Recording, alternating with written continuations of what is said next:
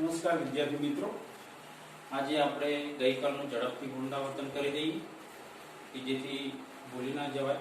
કે છેલ્લી વખતે આપણે જોયું હતું કે ઝીંક ધાતુની સલ્ફ્યુરિક એસિડ અથવા HCl હાઇડ્રોક્લોરિક એસિડ સાથે રાસાયણિક પ્રક્રિયા કરતા આપણે અનુવર્તી નિપજ અને હાઇડ્રોજન વાયુ ઉત્પન્ન થતો જોયો હતો. અને આ જે સમગ્ર પ્રક્રિયા ઉષ્માક્ષેપક છે. તો કેટલા ખબર પડી કે જે આપણી પાસે જે વોચ ગ્લાસ હતો બરોબર છે, એની બહારની જે સપાટી છે ફ્લાસ્કની એ ગરમ થઈ જતી હતી. એટલે ગરમ થવું, ઉષ્મા પેદા થવી તે ઉષ્માક્ષેપક પ્રક્રિયા તરીકે ઓળખવામાં આવે છે.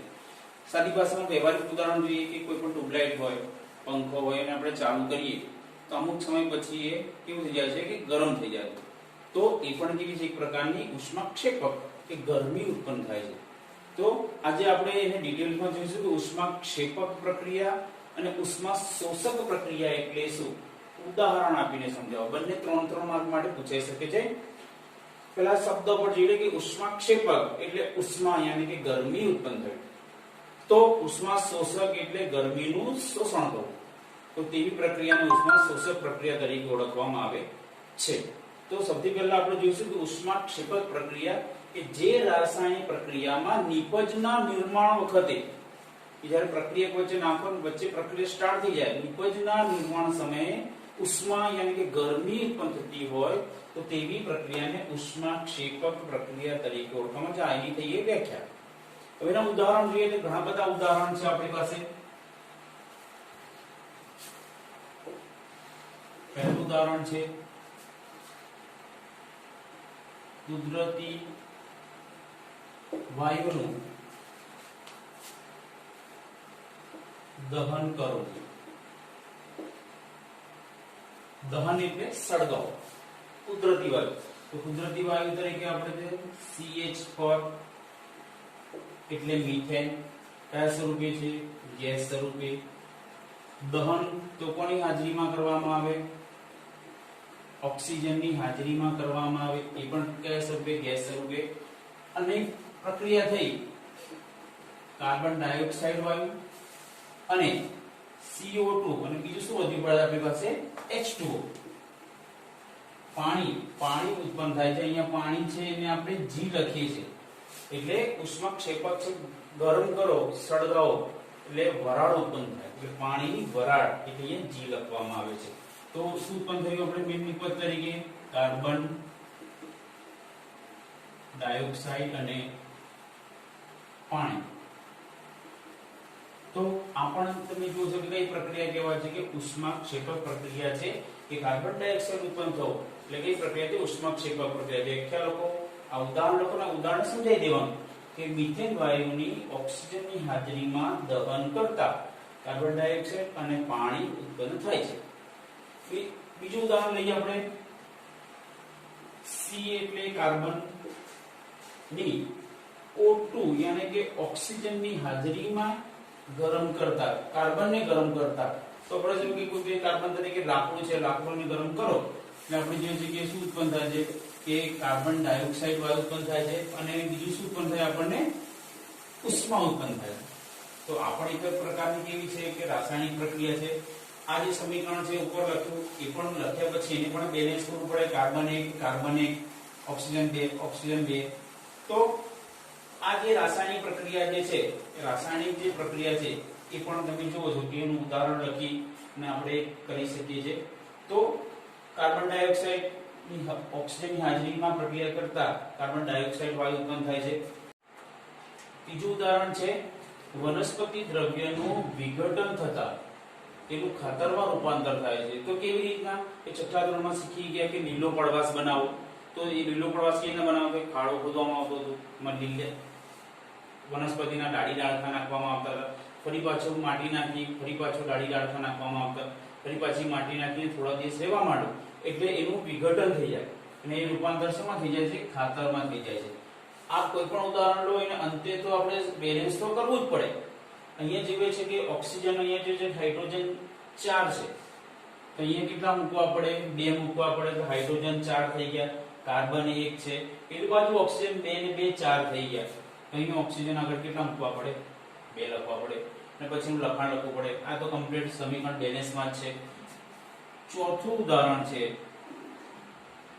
કે આપણે જે શ્વસન કરીએ છીએ એ શ્વસન એ ઉષ્મા ક્ષેપક પ્રક્રિયા છે. તો કેવી રીતના ખબર પડે કે શ્વસન પણ જે છે કે આપણે જોઈએ છે કે ઓક્સિજન લઈએ છીએ, કાર્બન ડાયોક્સાઇડ બહાર કાઢીએ છીએ, ત્યારે આપણે શું થાય કે નાક આગળ રાખીએ તો આપણને ગરમ હવા યાની કે શું છે કાર્બન ડાયોક્સાઇડ રૂપાંતર થાય. તો એ કેવી રીતના દહન થાય છે? તો આપણે જે ખોરાક લઈએ છીએ, ખોરાકમાં વાત કરી હતી આપણે કે પ્રકાશ સંશ્લેષણની પ્રક્રિયાના અંતે એનું રૂપાંતર શેમાં થઈ જાય છે? ગ્લુકોઝમાં થઈ જાય છે. C6H12O6 glucose. આપણા શરીરમાં જે ખોરાક ખાધો એ ગ્લુકોઝ ફ્રુક્ટોઝ સ્વરૂપે આવી જાય અને આપણે ઓક્સિજન હવા લઈએ O2 બરોબર, શ્વસન દ્વારા લઈએ આપણે, એટલે શું થઈ જશે કે આપણને કાર્બન ડાયોક્સાઇડ વાયુ ઉત્પન્ન થાય, એનું અંદર દહન થાય, આપણી અંદર પાણી ઉત્પન્ન થાય અને ઉષ્મા ઉત્પન્ન થાય. તેથી શ્વસન પ્રક્રિયા પણ ઉષ્માક્ષેપક પ્રક્રિયા છે. આ રાસાયણિક પ્રક્રિયા છે કે શ્વસનનું ઉષ્માક્ષેપક પ્રક્રિયાનું ઉદાહરણ છે. તો આને પણ આપણે બેલેન્સ કરવું પડે કે જેટલા અહીંયા 6 કાર્બન છે અહીંયા 6 કરવા પડે, અહીંયા 6 કરીએ એટલે 6 દૂર 12 થઈ ગયા, એટલે જેટલો ઓક્સિજન વપરાય એટલો જ કાર્બન ડાયોક્સાઇડ બહાર નીકળે અને એટલા ને એટલા જ પાણીના અણુ મુક્ત થાય અને અંતે શું ઉત્પન્ન થાય છે? ઉષ્મા યાની કે ગરમી ઉત્પન્ન થાય છે. તો આ ઉષ્માક્ષેપક પ્રક્રિયાના કેટલા 4 ઉદાહરણ છે. 3 માર્કમાં પૂછાય તો વ્યાખ્યા લખવાની, કોઈ પણ એક સમીકરણ તમે લખી શકો છો, કદાચ ના આવડે તો તમે આ પણ ઉદાહરણ લખી શકો છો એની અંદર અને તમે માર્ક બરાબર છે. પણ સ્પેસિફિક કીધું હોય કે બે રાસાયણિક સમીકરણ આપીને સમજાવો તો આ પણ લખી શકાય, આ પણ લખી શકાય ને આ પણ લખી શકાય. તો 3 માર્કની અંદર આપણે કોઈ પણ એક ઉદાહરણ લખી પણ રાસાયણિક સમીકરણ આપીને લખો તો આપણને વધુ માર્ક મળે. હવે આ જોઈ ગયા ઉષ્માક્ષેપક પ્રક્રિયા. હવે તરત જ જોઈએ ઉષ્મા શોષક પ્રક્રિયા.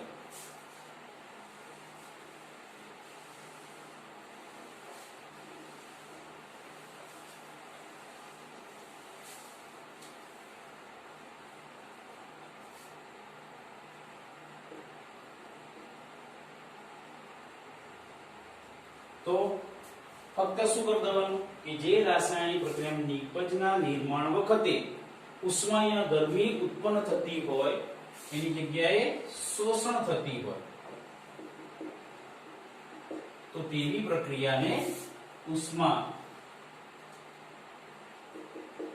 શોષક પ્રક્રિયા તરીકે ઓળખવામાં આવે છે. તો સાદી ભાષામાં કહીએ છીએ કે ગરમી ઉત્પન્ન ન થાય પણ ગરમીનું ટેમ્પરેચર ડાઉન થાય, यानी कि कोई पण वस्तुने આપણે રાસાયણિક પ્રક્રિયાના અંતે ઠંડી થઈ જાય તો તેને ઉષ્મા શોષક પ્રક્રિયા તરીકે ઓળખવામાં આવે છે. આ પહેલું જ ઉદાહરણ છે આપણી પાસે AgCl જે છે કે સિલ્વર ક્લોરાઇડ.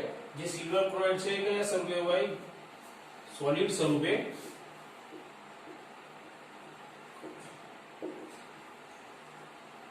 એનું ઉષ્મા શોષક પ્રક્રિયાથી તેથી તેનું વિઘટન થઈ આપણને Ag અને Cl2 આવા બે આયનો છૂટા પડે છે.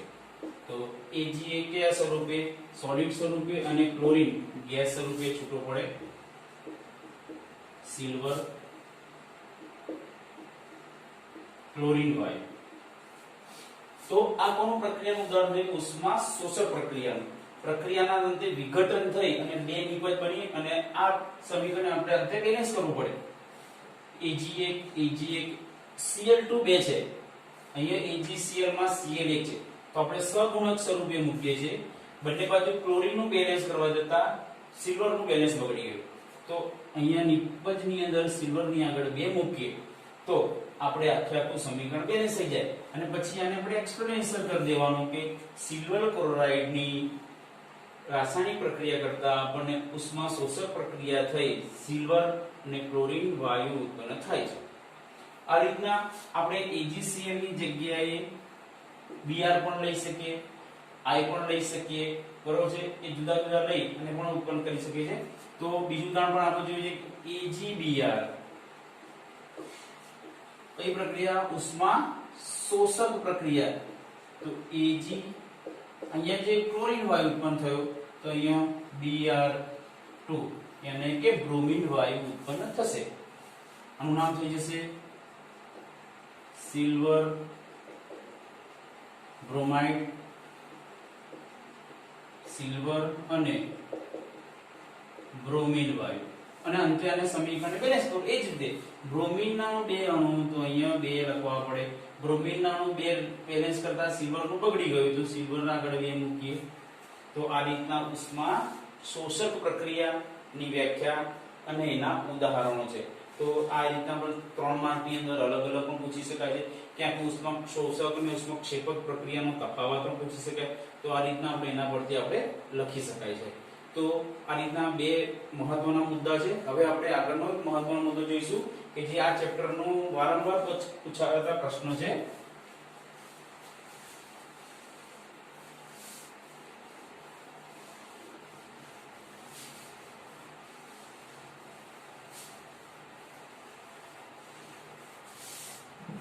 છે કે ઉષ્માક્ષેપક જે પ્રક્રિયા છે રાસાયણિક પ્રક્રિયાના પ્રકાર. તો મુખ્યત્વે 4 પ્રકાર છે. કોઈ પણ એક અત્યાર સુધી એક પર આપણને એનો પ્રકાર પૂછી શકાય છે. પહેલું છે કે સંયોગીકરણ પ્રક્રિયા. આપણે હવે સાઈડમાં સમજતા જોઈએ. આપણે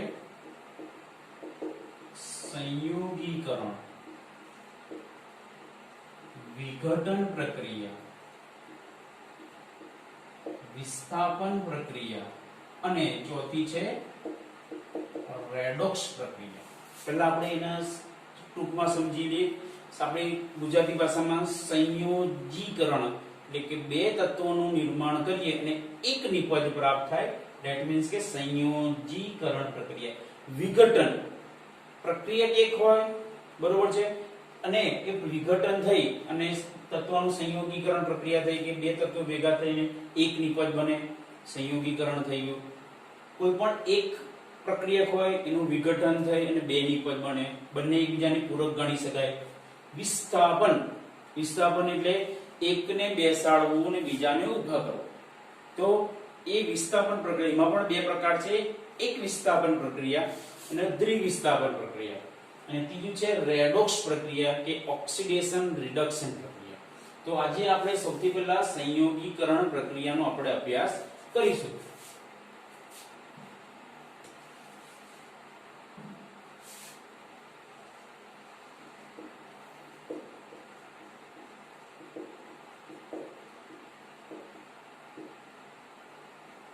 સૌથી પહેલા આપણે સમીકરણ સ્વરૂપે સમજવાનો પ્રયત્ન કરીએ. સંયોજન થવું તો E + B નિપજ આપણને એક જ મળી. તો આની આખી ડેફિનેશન કેવી હતી કે જે રાસાયણિક પ્રક્રિયામાં બે તત્વ પ્રક્રિયકનું સંયોજન થઈ એક નિપજ બને તો તેવી પ્રક્રિયાને સંયોગીકરણ પ્રક્રિયા તરીકે ઓળખવામાં આવે છે. કે બે પ્રક્રિયકનું સંયોજન થઈને એક જ નિપજ બને છે, AB + C. તો તેને આપણે શું કહીએ કે સંયોગીકરણ પ્રક્રિયા કહેવાય છે. પાછળ વિઘટન પ્રક્રિયા છે. વિઘટન પ્રક્રિયામાં આનાથી ઊંધું થતું જોડે, C એરો મારી A + B.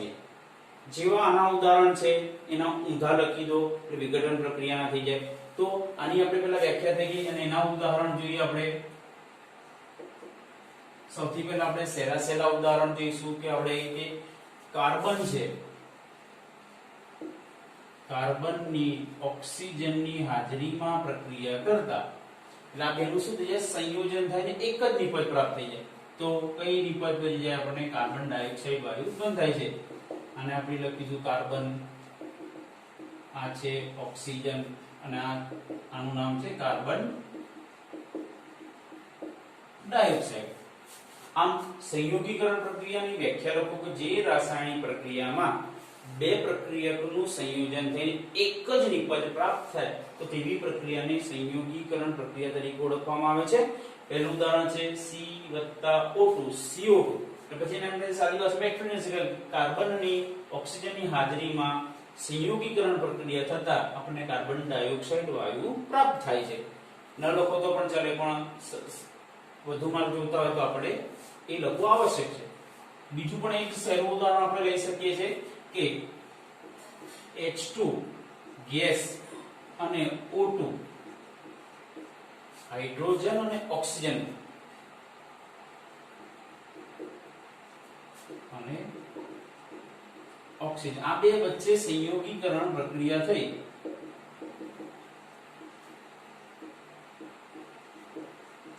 એક નિપજ બને છે. આપણે જોઈએ છે કે H2 અને O2 તો નિપજ તરીકે આપણને શું પ્રાપ્ત થાય છે? H2O યાની કે H2 એટલે પાણી કયા સ્વરૂપે? લિક્વિડ સ્વરૂપે પ્રાપ્ત થાય છે. આને પણ આપણે બેલેન્સ કરવું પડે. હાઇડ્રોજન 2 હાઇડ્રોજન 2 હાઇડ્રોજન નું થઈ ગયું. ઓક્સિજન 2 ઓક્સિજન 1 છે તો અહીં ઓક્સિજન આપણે 2 કરવા પડે તો શું કરવું પડે?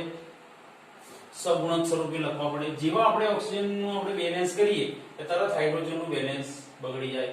આ બાજુ હાઇડ્રોજન 4 થઈ ગયા, આ બાજુ હાઇડ્રોજન 2 છે તો H2 ના આગળ 2 લખવાથી હાઇડ્રોજન નું પણ બેલેન્સ થઈ જાય. અને પછી આ સમીકરણને આપણે એક્સપ્લેનેશન કરી દઈએ કે હાઇડ્રોજનની ઓક્સિજન સાથેની સંયોગી પ્રક્રિયા થતા આપણને પાણી પ્રાપ્ત થાય છે. તો આ બંને સહેલા ઉદાહરણ છે. હવે એક મહત્વનું ઉદાહરણ છે કે ઘણી વખત સંયોગીકરણ પ્રક્રિયા જે છે કે કેલ્શિયમ ઓક્સાઇડના ઉદાહરણથી સમજાવો તો આપણે આ લખવું પડે.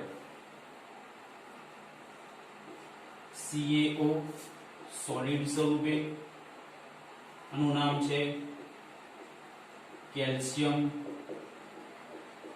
ઓક્સાઇડ. આમાં ખાસ ધ્યાન આપજો કે આ ઉદાહરણ લઈને પરીક્ષામાં પૂછતા હોય કે કેલ્શિયમ ઓક્સાઇડના ઉદાહરણથી સંયોગીકરણ પ્રક્રિયા સમજાવો. એની H2O યાની કે પાણી સાથે સંયોગીકરણ પ્રક્રિયા થતા આપણને એક જ નિપજ થઈ જાય તો CaOH twice અને ઉષ્મા યાની કે ગરમી પ્રાપ્ત થાય છે. તો આનું નામ છે જશે આપણે કેલ્શિયમ હાઇડ્રોક્સાઇડ. તો આ પણ એક પ્રકારની સંયોગીકરણ પ્રક્રિયા છે અને આપણે વ્યવહારમાં આપણે જુદા જુદા નામથી ઓળખીએ છીએ. કેલ્શિયમ ઓક્સાઇડ ને આપણે કડી ચૂર્ણ તરીકે પણ ઓળખવામાં આવે છે. આનું બીજું નામ છે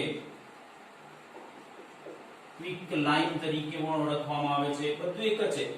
કેલ્શિયમ હાઇડ્રોક્સાઇડ છે એને લાઇમ વોટર તરીકે પણ ઓળખવામાં આવે છે. એનું એક બીજું નામ છે કે ફોટેલો ચૂનો અને ત્રીજું નામ છે કે ચૂનાનું નીતર્યું પાણી.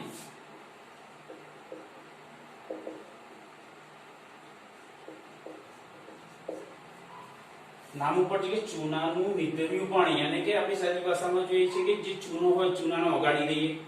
ઓગાળ્યા પછી જે ચૂનો નીચે બેસી જાય અને ઉપર જે સફેદ કલરનું પાણી રહી જાય એને આપણે નીતારી લઈએ. એ ટાઈપનું પાણી બને જે ચૂનાનું નીતર્યું પાણી તરીકે ઓળખવામાં આવે છે. આખી પ્રક્રિયાને આપણે વ્યવહારિક રીતે ઓળખવામાં આવે છે કે કેલ્શિયમ ઓક્સાઇડ યાની કે ચૂનાનો પથ્થર આપણે જોઈએ છે કે કડી ચૂનો એ આપણે ઘરની અંદર દીવાલ ઘડવા માટે વપરાય છે. પહેલાના જે આવતા હતા કે આવા કેલ્શિયમ ઓક્સાઇડના ટુકડા વપરાતા હતા. એની અંદર પાણીની અંદર નાખો એક માટલાની અંદર પાણી લઈને એની અંદર આપણે ઓગાળતા હતા તો તરત જ એનું ફૂટવું એટલે કે આપણે જે છે આ પ્રક્રિયાને કે ચૂનાનું ફૂટવું તરીકે પણ ઓળખવામાં આવે છે કે જેવું તમે અંદર નાખો એટલે અંદરથી તડતડ અવાજ આવે એટલે શું છે ચૂનો ફૂટે છે એટલે કે ઓગળે છે. અને એ ઓગળે એટલે શું રૂપાંતર શેમાંથી જાય? કેલ્શિયમ હાઇડ્રોક્સાઇડ માંથી જાય અને ગરમી ઉત્પન્ન થાય. આપણે જોઈએ છે કે આખું જે માટલાની અંદર જે પ્રવાહી છે ગરમ થઈ જાય અને ઉકળતો હોય આપણને અહેસાસ થઈ જાય છે કે જે ચૂનો જો છે વ્હાઇટ કલરનો એ એક પ્રકારની આપણી સંયોગીકરણની પ્રક્રિયા છે. તો એમાં પણ આપણે કેલ્શિયમ ઓક્સાઇડ કડી ચૂનો ક્વિકલાઇમની પાણી સાથે સંયોગીકરણ પ્રક્રિયા થાય એનું એક બીજું નામ પણ છે કે ચૂનાનું ફૂટવું.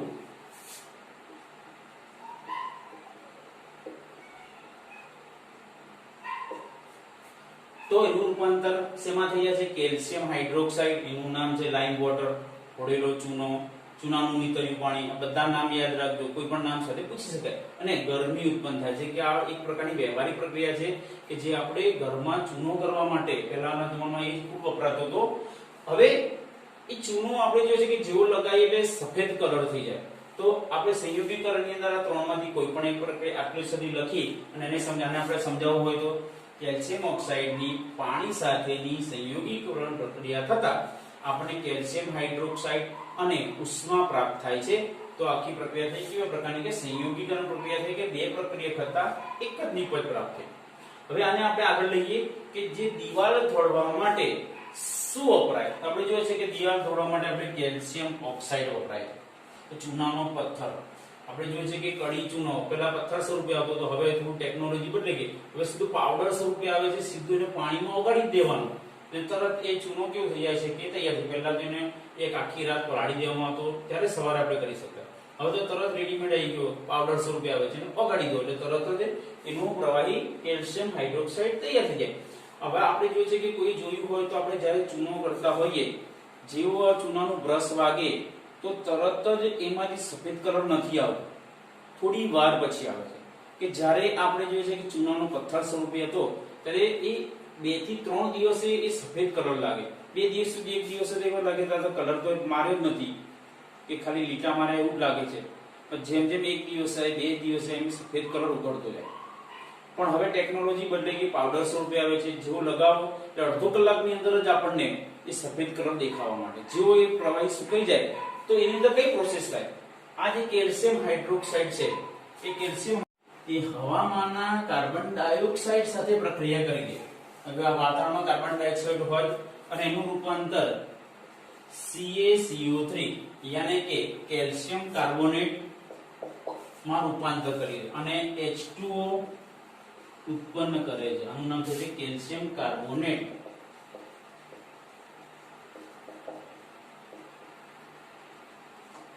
તો હવામાંના કાર્બન ડાયોક્સાઇડ સાથે પ્રક્રિયા કરે એટલે આપણને કેલ્શિયમ હાઇડ્રોકાર્બોનેટ સ્વરૂપે આપણને સફેદ કલર જોવા મળે છે. તો આપણે એક આપણી અંદર પ્રવૃત્તિ અંદર આપેલી છે કે ચૂનાના 1.4 નંબરની છે કે દોડવા માટે કે સફેદ કલર કરવા માટે શું વપરાય છે? તો શું વપરાય છે? કડી ચૂનો, ક્વિકલાઇમ, કેલ્શિયમ ઓક્સાઇડ, આમાંથી કોઈ પણ એક નામ લખી શકો છો. અને એની આપણે એક માર્ક હોય છે કે સંયોગીકરણ પ્રક્રિયા થઈ શું બને છે કે કેલ્શિયમ હાઇડ્રોક્સાઇડ બને છે. અને આ કેલ્શિયમ હાઇડ્રોક્સાઇડને આપણે દિવાલ પર લગાડીએ પ્રવાહીને, એટલે એ વાતાવરણમાં રહેલા કાર્બન ડાયોક્સાઇડ સાથે પ્રક્રિયા કરી અને શેમાં રૂપાંતર કરી દે છે? તો એનું કેલ્શિયમ કાર્બોનેટમાં રૂપાંતર કરે છે, એટલે આપણને સફેદ કલર જોવા મળે છે. તો આજની આ સૌથી મહત્વની ઇમ્પોર્ટન્ટ પ્રક્રિયા થઈ ગઈ.